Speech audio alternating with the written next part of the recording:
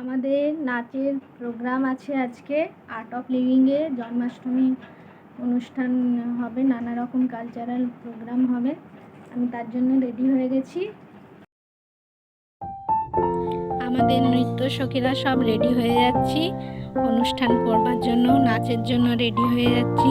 কৃষ্ণ সাজানো হয়ে গেছে, খুব সুন্দর লাগছে সবাইকে। সবাইকে সাজিয়ে দিচ্ছে, কৃষ্ণের পাগড়ি বাঁধা হচ্ছে। সব সুন্দরী মহিলারা আমরা একসাথে দাঁড়িয়েছিলাম, ডান্ডিয়া নাচ করলাম। খুব ভালো লাগলো, খুব ভালোভাবে জন্মাষ্টমীর ডান্ডিয়া নাচ করা হলো।